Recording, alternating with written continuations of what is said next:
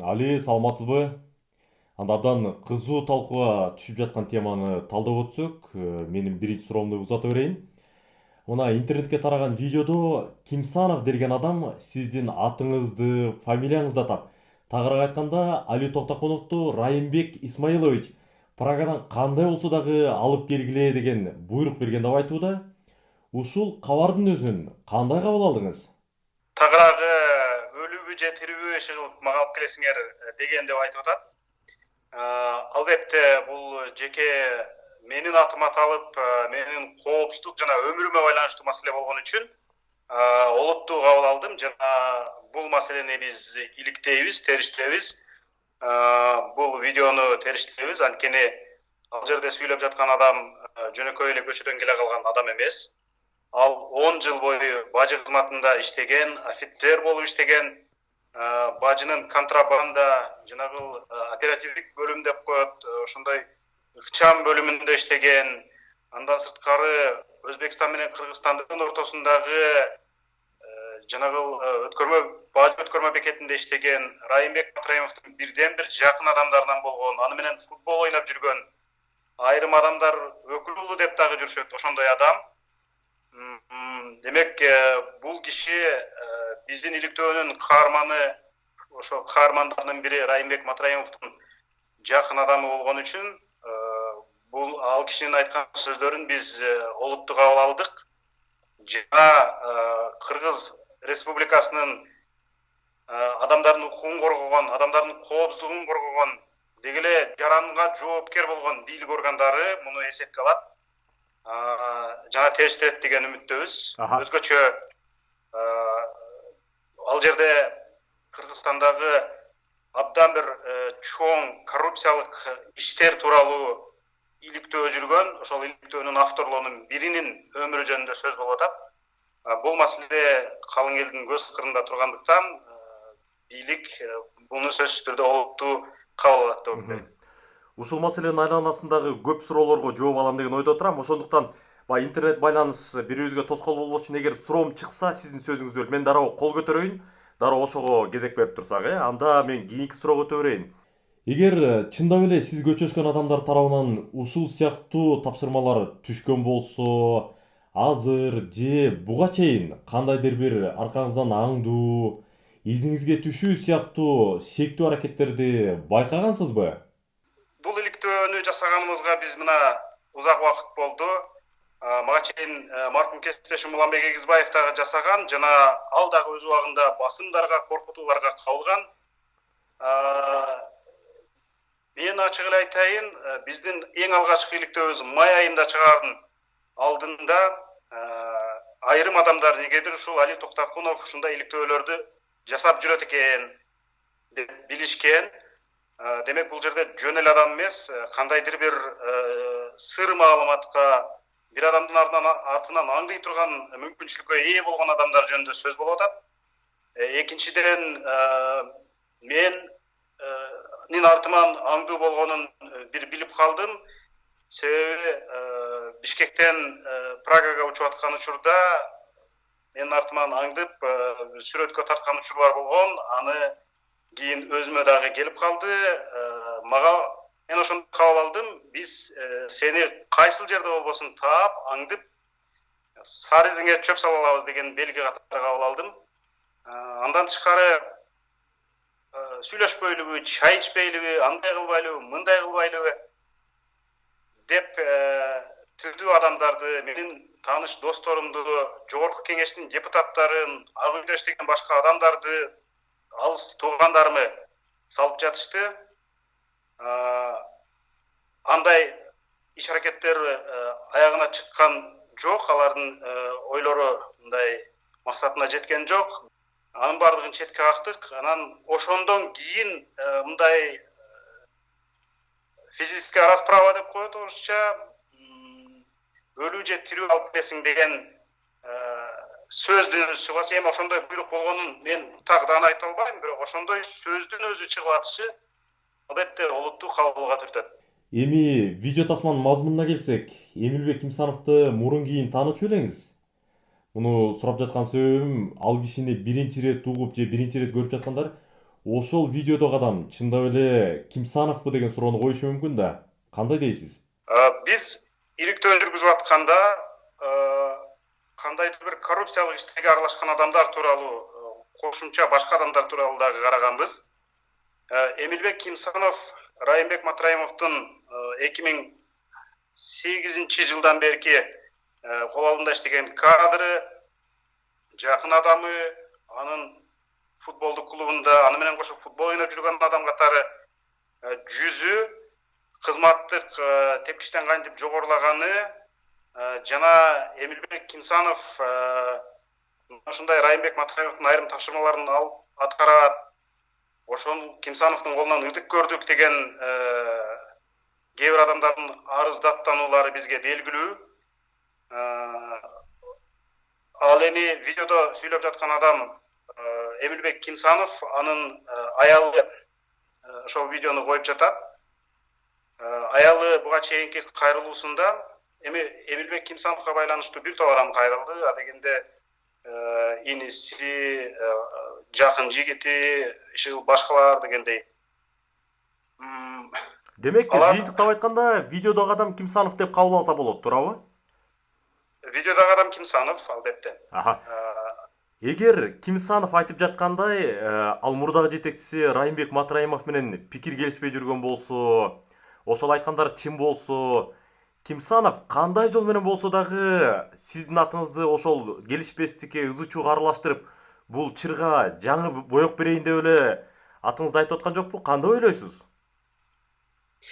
Эми Кимсановдун мотивациясы кандай болгонун билбейм. Мен билген бир нерсе бар. Ал деген узак убакыттар бою ал кишинин тилектеши болуп жүргөн. Эмне себептен ортосунда конфликт чыкканын билбеймин. Ошол видеодогу бир сөзүндө айтып атат, мени коррупциялык иш-аракеттерге тарткан үчүн иштебейм деп кетип калгам деп.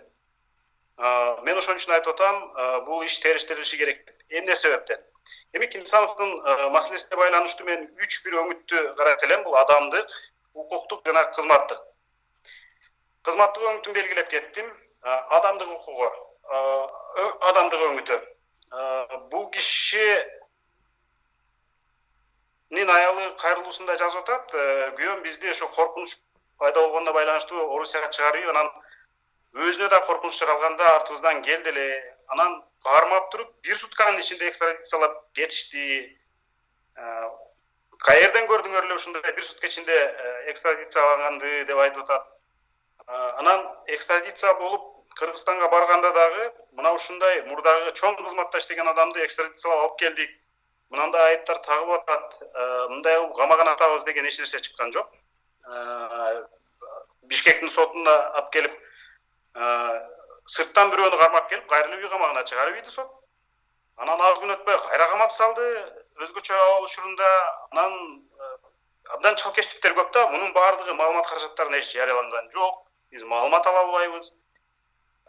Анан бир таң калыштуу жагдайда, өзүңүз жакшы билесиз. Эгер кыргыз бийлиги, кыргыз милициясы ушундай кубаттуу экен, Эмилбек Кимсанов деле эмес, толтура зыян алып келген Акаевди, Бакиевди, Батукаев баштаган чет өлкөгө чыгып келген кишилерди ушинтип экстрадициялап алып келбейт.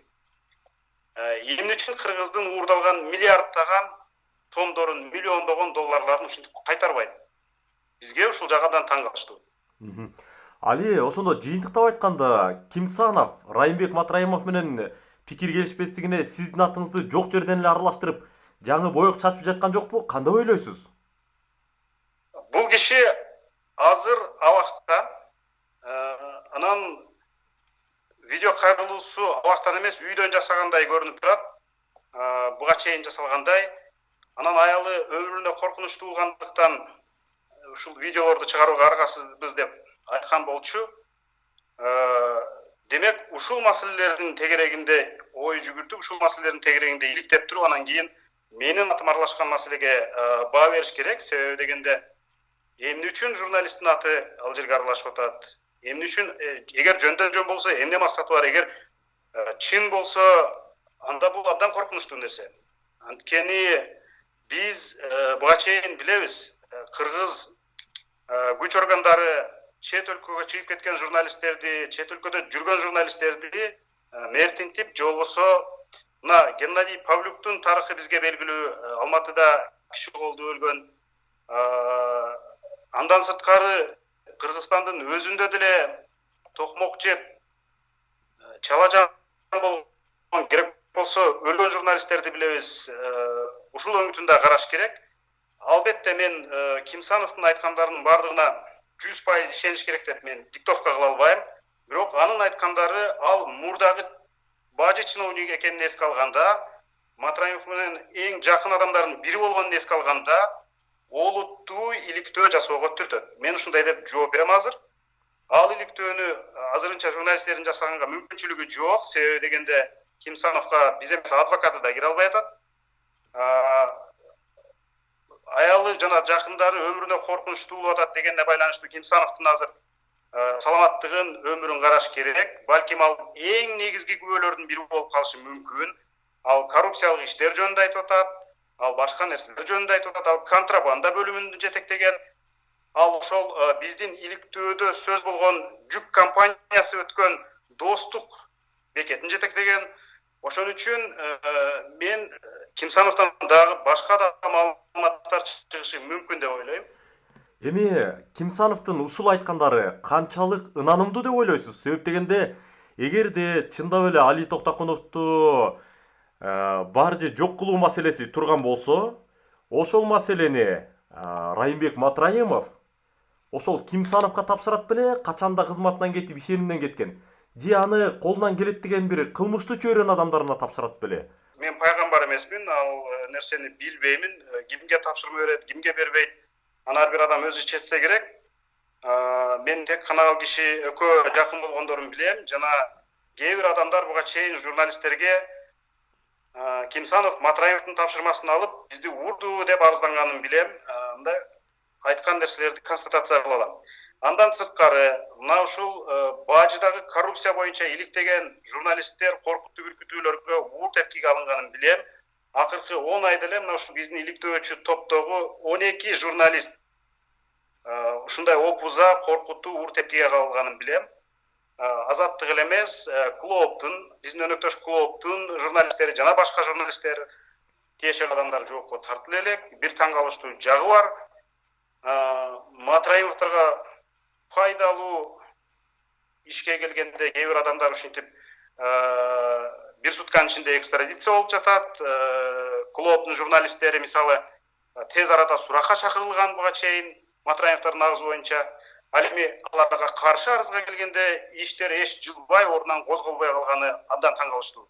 Жана бул укуктук жагынан кандай экенине укук коргоочулар жана башка адамдар бааш керек. Бажыдагы аткезчилик темасы абдан чоң талкуу жаратты, иликтөөдөн кийин албетте. Ушул маселеде иликтөөчү журналисттер Матраимовдордун үй бүлөсүнө жөн жерден эле бир бетке асылып алышты, каралап атышат деген сыяктуу дооматтарга пикириңиз кандай? Бирөөлөргө бир бетке асылган журналисттерди биз көрүп жүрөбүз.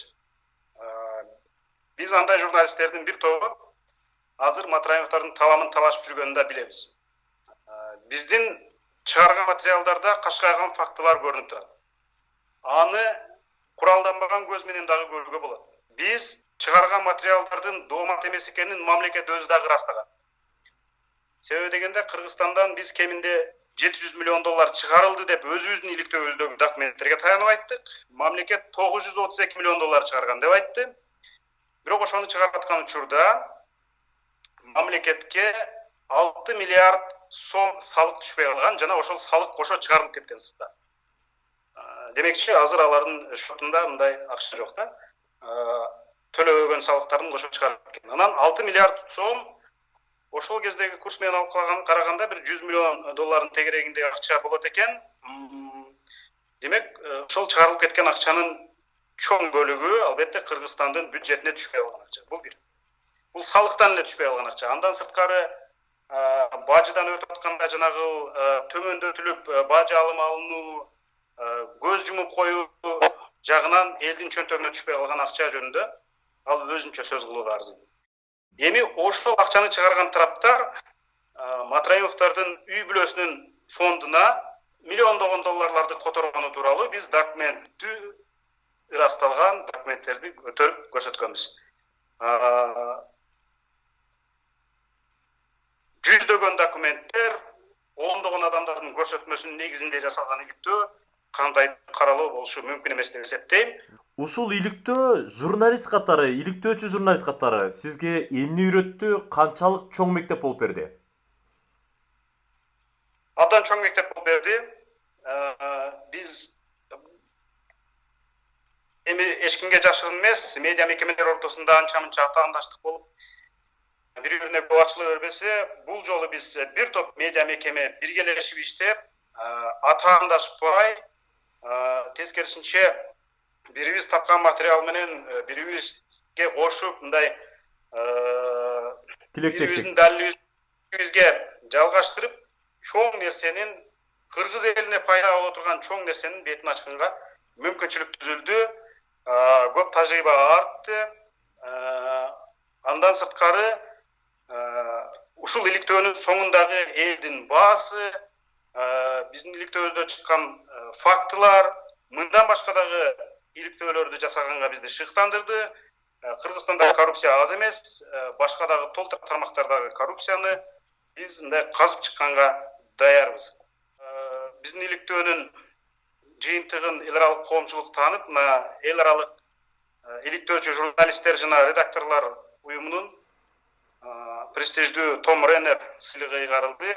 Том Реннер сыйлыгы бул кылмыштуу же болбосо уюшма кылмыштуулуктун негизинде жасалган кылмыштарды ачкан журналисттик материалдарга берилип келет экен. Демек, кандайдыр бир куру каралоо деген нерсе сөз айыптоолор суу кечпесин ырасталды. Демек, медиада, социалдык тармактарда, анан айрым бир маалымат каражаттарында коюлуп жаткан дооматтар жүйөсүз деп эсептейсиз? Албетте. Май айындагы иликтөө жарыялагандан көп өтпөй, сиздин айрым бир кесиптештериңизге кайсы бир саясатчылар телефон чалып, иликтөөнү токтотуу же болбосо кийинчерээк жарыялоо жөнүндө өтүнүч кылганы, ошол эле учурда керек болсо саясий, материалдык бир сыйлык болоорун кыйытканы тууралуу Азаттык сайтына жазып чыкты. Эгер жашыруун болбосо, сөз кайсы саясатчылар жөнүндө жүрүп жатат? Көп саясатчылар болгон. Мен эми этикалык себептерден уламан алардын аты жөндөрүн атай албайм. Балким коопсуздук себептери да бар дегендей. Биз бул жерде көп журналисттердин атын ачыкка чыгарган жокпуз. Мен башынан ачык иштеген үчүн менин гана атым белгилүү. Анткени бул жерде эң негизги маселе коопсуздук маселеси турат. Сиз жана айтпадыңызбы, бул иликтөө кандай тажрыйба берди деп. Бул иликтөө бизге журналисттик коопсуздукту дагы бекем кароо керек экендиги жөнүндө тапшырма берди. Анткени бул элдин ырыскысын уурдаган адамдар оңой менен моюн бербейт. Алар ошол иликтеп, абийирин ачып аткан адамга кол салуудан кайра таппайт деген түшүнүк бизде бекем орноду. Мына ушул иликтөө чубактын чуусунда эле чубалып келе жатат.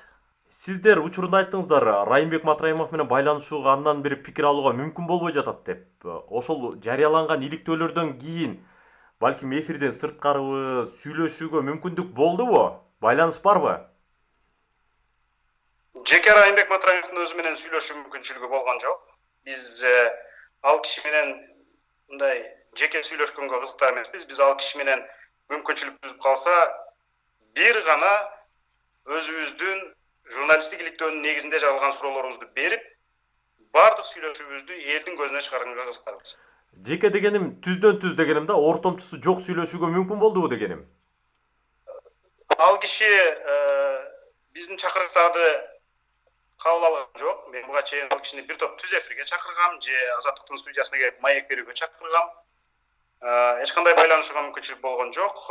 Биз ал кишинин агасы же иниси менен байланышып, маектешип, экинчи тараптын пикири катары берип келатабыз. Кыргызстандан чыгарылып кетти деген ошол иликтөөдөгү ири суммадагы акча бул Матраимовдордуку эле эмес, бул соодагерлердики болушу мүмкүн деген дагы пикирди кармангандар бар. Сиздердин иликтөө ошону жок, бул мына мындай деп чекит коюуга жарайт деп ойлойсузбу? Албетте биз шект коюуга жарайт деп ишенебиз. Анткени биз оригинал кагаздардын негизинде жүргүзгөнбүз ал иликтөөнү. Ал жерде чыгарылган акча банктан чыгарылгандыктан изи калат жана кимден кимге которулуп атканы белгилүү. Которгон киши дагы, котормону алган киши дагы катардагы соодагер эмес. Мисалы ошол Айеркен Саймаити жана ал көзөмөлдөгөн фирма которгон акчалар ошол эле Хабибулла Абдыкадыр деген кишинин өзүнө, бала чакасына, ал киши башкарган бир нече өлкөлөрдөгү фирмаларга барып түшкөн. Эң чоң сумма ошолорго түшкөн жана көбү мисалы үй сатып алуу үчүн, жер сатып алуу үчүн деп которулган.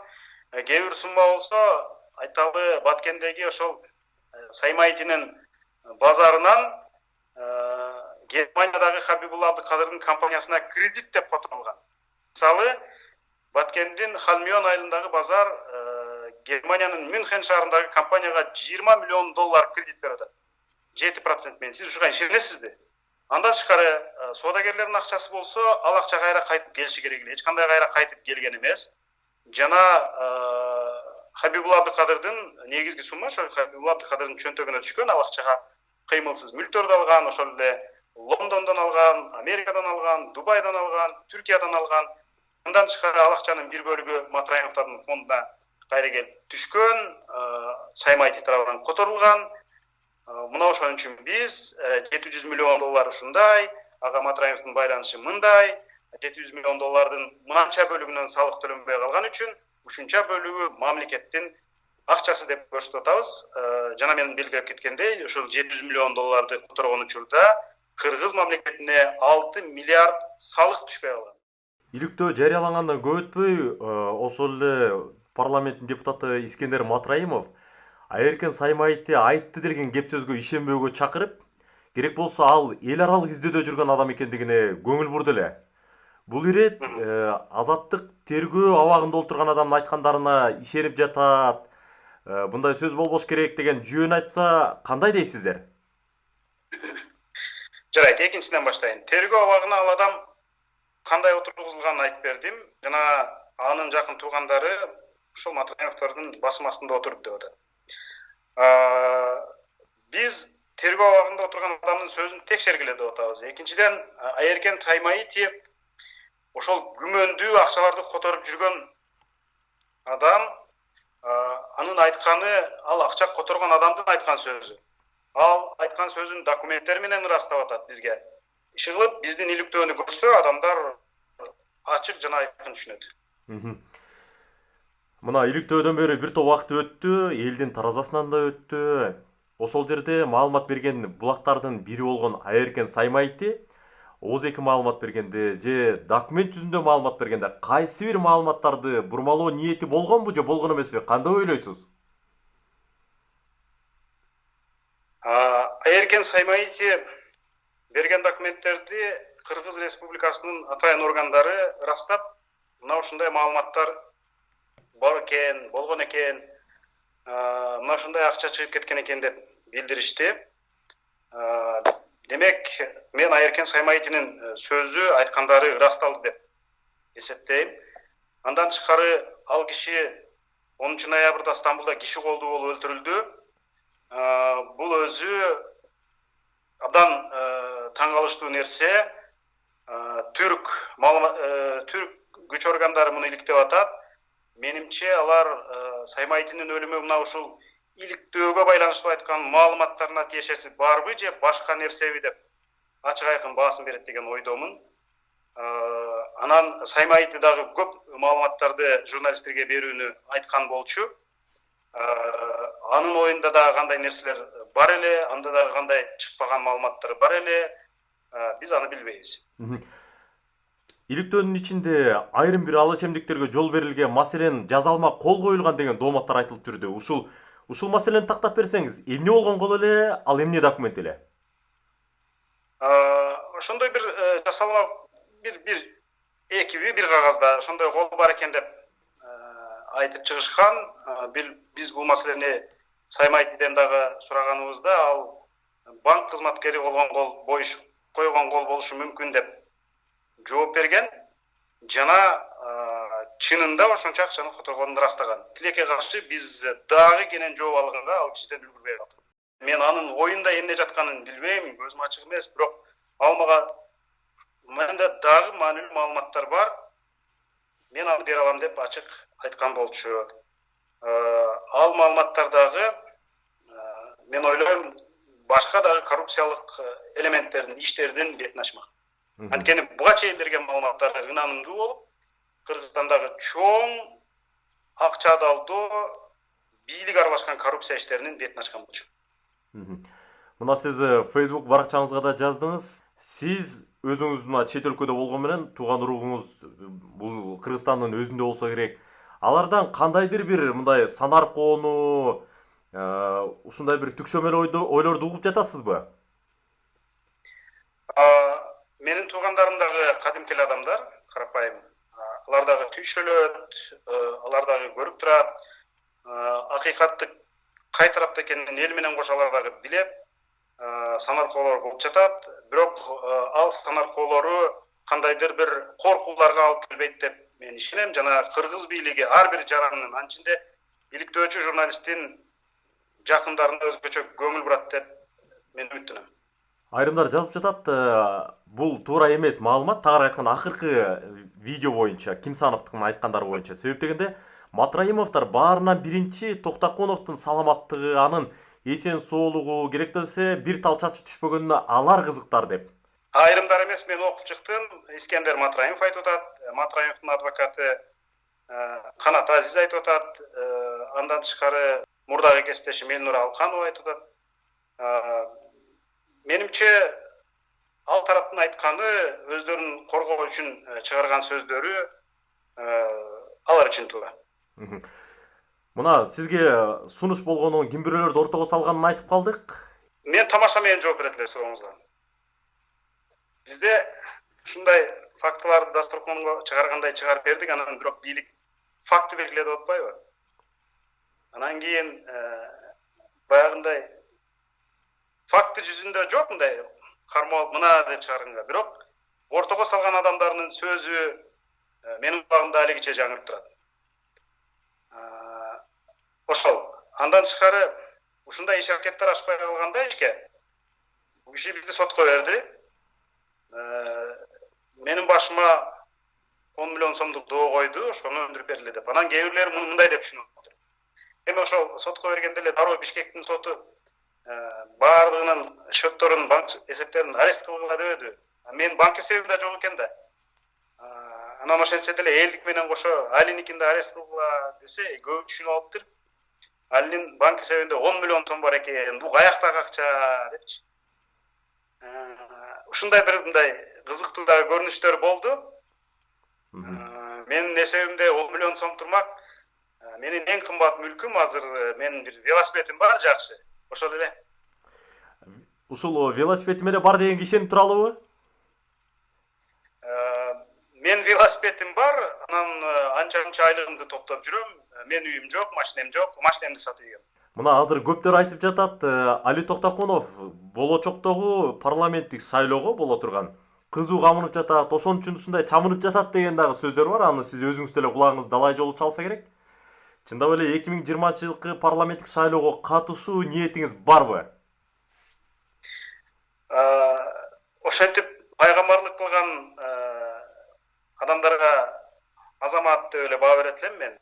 Мен азырынча өзүмдүн журналистикалык ишмердигимди алекмин. Анан дагы кесиптештерибиз менен биргеликте биз мен сизге башында вада бергендей далай коррупциянын бетин ачабыз. Буюрса далай коррупционердин түн уйкусун бузабыз.